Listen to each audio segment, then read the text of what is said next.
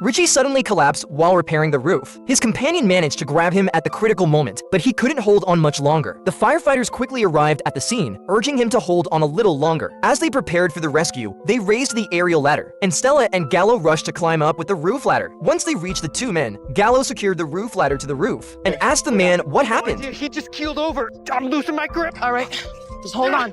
Stella tied Richie with a safety rope, while Gallo cut the other end of the safety rope. Gallo then carefully carried Richie and inched down the aerial ladder step by step. Finally, both men were successfully rescued. At this moment, Richie's pulse was very weak. Based on the ECG data and his body temperature, it was determined he hadn't suffered from heat stroke. A thorough examination was conducted, and they found a catheter on Richie's belly, clearly a peritoneal dialysis access point. It turned out Richie had kidney failure, and the potassium levels in his blood had risen dangerously. He needed an immediate calcium chloride injection, or he could suffer a heart attack. After the injection, Richie's heartbeat stabilized, and he opened his eyes. You're okay, Richie.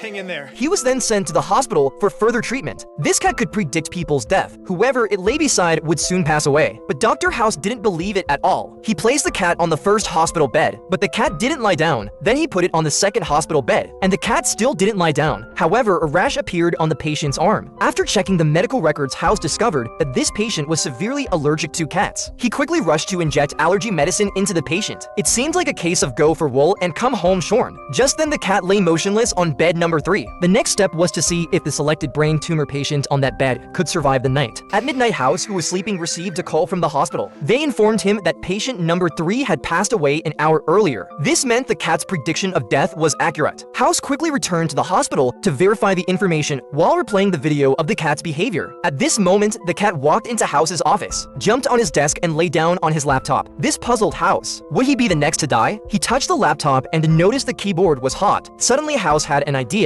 He picked up the remote control and zoomed in on the video recording. That's when he found the answer. The cat wasn't predicting death, it simply wanted a warm place to sleep. People who were about to die often had a fever, which made them the perfect heat source for the cat. A serious car accident occurred in an urban area. When the firefighters arrived, they were shocked after clearly seeing the driver. The driver was actually a 7-year-old girl. What was even more surprising was that the girl's parents were sitting comfortably in the backseat, completely intoxicated and reeking of alcohol. Hey, she's loaded. Yeah. The girl, whose name was Kaylee, explained that her parents had been drinking until dawn the previous night. Anxious to go to school, she had no choice but to drive, but she accidentally crashed into a lamppost. Does any of that hurt? A little. The paramedic quickly cut the seatbelt and rescued Kaylee. At the same time, the cops arrived at the scene. The parents, clearly negligent, were arrested on the spot. However, seeing her parents being handcuffed, the anxious Kaylee fainted. Only then did Sylvie notice a bruise on her shoulder, likely caused by the seatbelt. As they examined her further, they found her left lung sounds significantly weakened and several broken ribs. She may have hit the steering wheel during the crash. The most urgent priority now was to rush Kaylee to the hospital. At that moment, the mother finally sobered up. Kaylee! Mommy loves you! But her behavior infuriated the firefighters at the scene. Disgusting.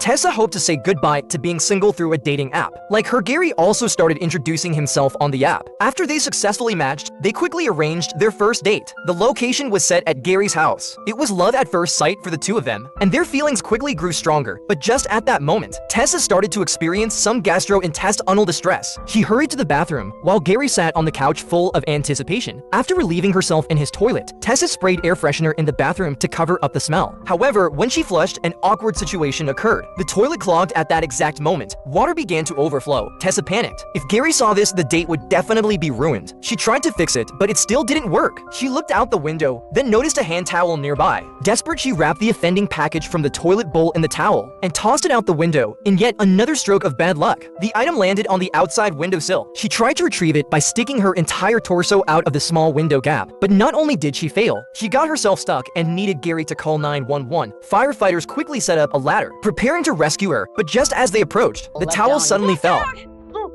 Luckily, the firefighters dodged it in time, avoiding any accident. Since the bathroom door was locked from the inside, they had to force it open.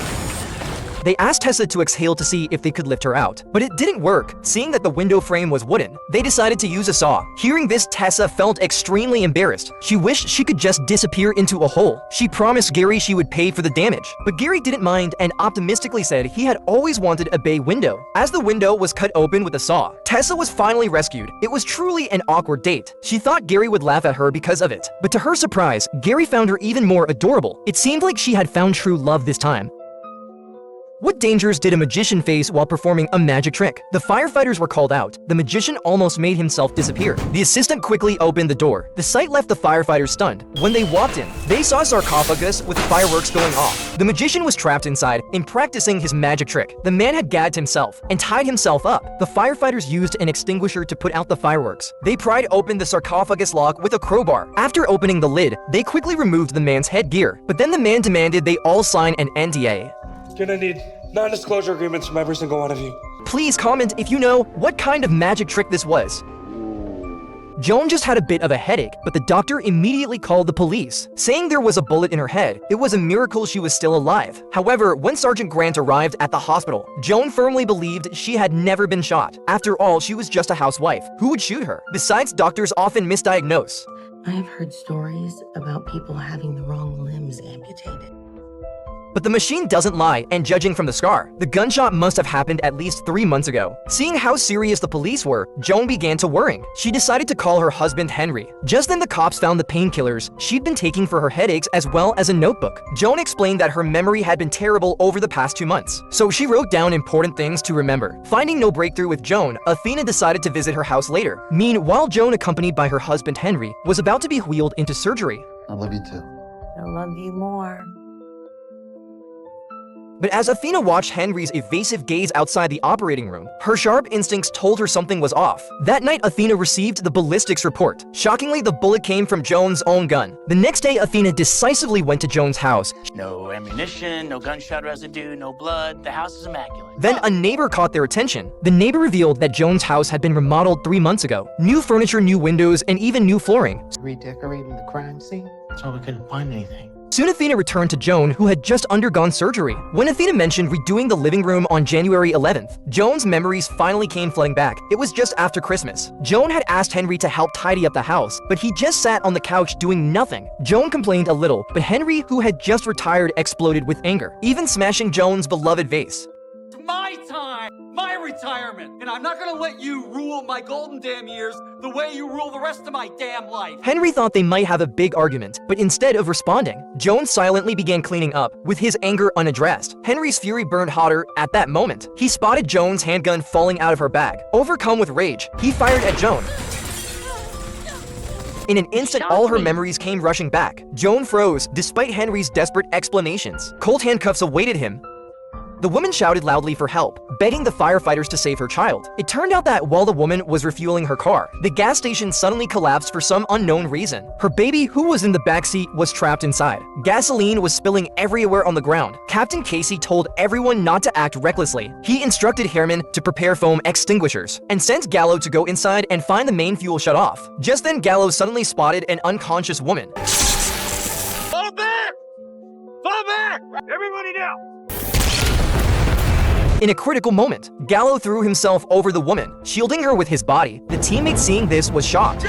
He rushed over and worked together to rescue the woman. As flames roared, the baby's mother grew increasingly anxious. Casey shouted, "Where's that foam?" Herman replied, "Just a minute." The situation was extremely urgent. They had to rescue the baby immediately. Casey asked Kelly, "Are you with me?" After receiving confirmation, the two prepared their gear and went into the flames. They located the car where the baby was trapped, broke the window, and Kelly quickly pulled the baby out. Casey stayed outside using the extinguisher to control the fire. Seeing her child rescued, the mother finally breathed a sigh of relief. It's good. It's all right. Thank you.